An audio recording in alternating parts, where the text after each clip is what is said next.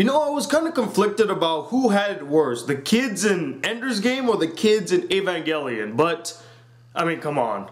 The kids in Evangelion definitely had it harder.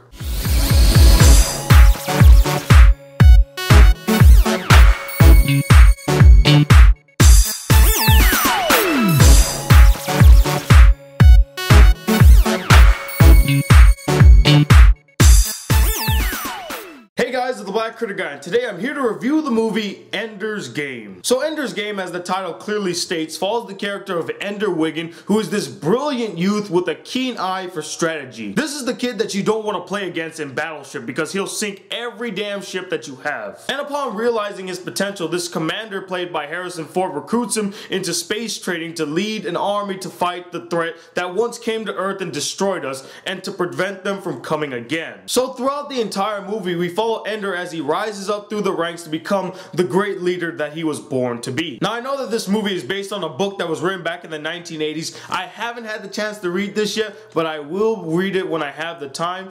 And I gotta tell you guys, even though I didn't read the book, I absolutely love this movie. There is so much to like about it. Now again, I can't compare the movie to the book because I never read the Ender's Game book, but my friend Gabriel, who's been on my channel a few times and also lent me this book, is a huge fan of Ender's Game, and he said that it was a perfect adaptation from the book, almost copying it page for page, word for word. But he did mention that they left out a few minor details that were in the book that aren't in the movie, but they were so minuscule that they would have no real effect in the grand scheme of the plot. But enough about the book, let's talk about the movie. And the first thing I want to talk about, and the most obvious thing to talk about, is the visual effects. They look amazing. I mean, this has just been a really great year for special effects. Pacific Rim, Gravity, and now Ender's Game, all of which have fantastic visual effects. And I saw this movie in IMAX, which really helped in submersing me into the film. Like, I felt like I was in the battle, and the surround sound it really helped. If you have a chance, definitely see it in IMAX, because it really does help submerge you in the action. I really got invested in the story of the film, and I thought the writing was very solid as well. I mean, you have this whole inner conflict, mainly with the kids, of being a good soldier and fighting the good fight, but at the risk of losing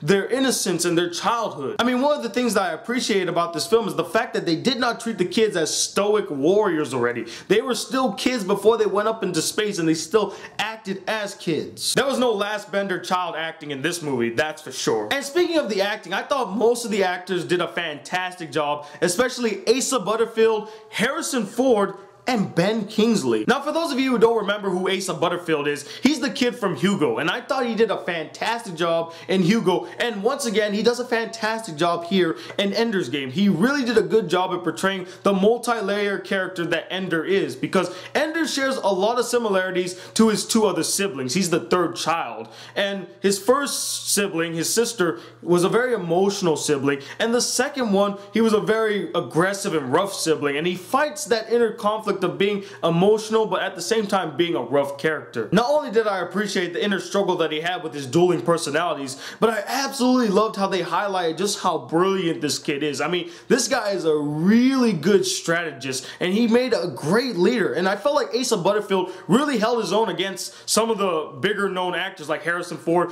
Ben Kingsley, the guy from Game of Thrones who's in here, the King of Karth.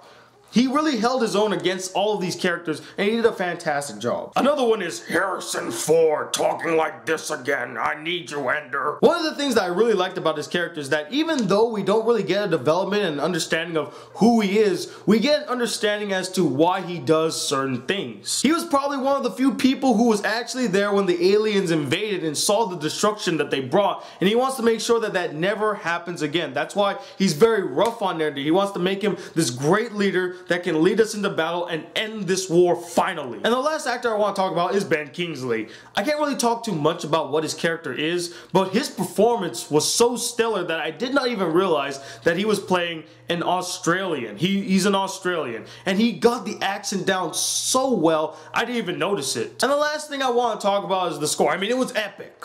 I'm gonna state it right here, that score was epic as shit. It's just as epic as Gravity. And also, one last thing that I really liked was actually the ending. There's a twist at the end of this movie that thoroughly surprised me. I literally had to look at my friend Gabe and say, is that true? He's like, yep, that's true. And I was like, Whoa. Now, as much as it seems like I'm praising this movie, I did have a couple of problems with it. The first big problem that I have with this film is that some of the characters aren't that well developed. I mean, we get an understanding of who they are, but we don't really get a lot of scenes with them in the film. I mean, my friend Gabe said that in the book that they're not in it as much, but this is a film adaptation. You can add some development in there. You don't have to follow the book word for word. You can add some things that can help progress the story and even develop the characters more. One in particular was Ender's sister. I would have loved more development on her behalf, you know, get an understanding of who she is and why she has such a close relationship to Ender, which was never really highlighted in the film. They kind of just shoehorned it in. And speaking of relationships, most of the relationships in this movie felt very forced and tacked on. The biggest and most obvious one of them all was the one between Asa Butterfield and Haley Steinfeld, who's a great actress who didn't really have much to do in this movie. She kind of just played the love interest. And one thing that I've always wanted to see in a story like this is just a character building a bond with a girl that's very platonic. And from what my friend Gabe told me in the book, I know I keep comparing it to the book, but it's something that I felt like they should have done more in the movie, is that in the book they had a platonic relationship. They were just friends. In the movie they made it seem like they were gonna hook up. I mean, every scene that they shared together, they were alone. And she was the only character to share a scene alone with Ender besides the adults. No other kid really spent time alone with Ender unless they were gonna fight him. And it just gave that whole romance feel that they didn't need to put in this film whatsoever. They could have just made them really strong friends. But overall, besides the small problems that I had with some character development and relationships, I thoroughly enjoyed Ender's Game. There's so much to like about this film, from the acting to the visuals to the writing, the directing.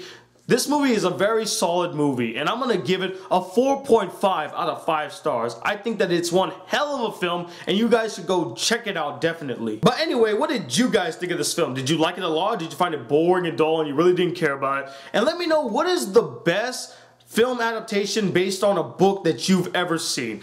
Comment below. Let me know. Also stay tuned, I will be having my When They Cry review out this weekend. I'm gonna finish that damn thing tonight and then have it up probably Saturday or Sunday so you guys can finally see it. And I'll try to get some more anime reviews out as well. I'm gonna go see Las Vegas and that Free Chickens movie, the crappy animated movie. But until then, guys, hit that subscribe button if you're new to my channel. Welcome to the Black Critic Guy. Like this video if you really enjoyed it, and I'm Tony Watt II from the Black Critic Guy. Till then, peace, YouTube.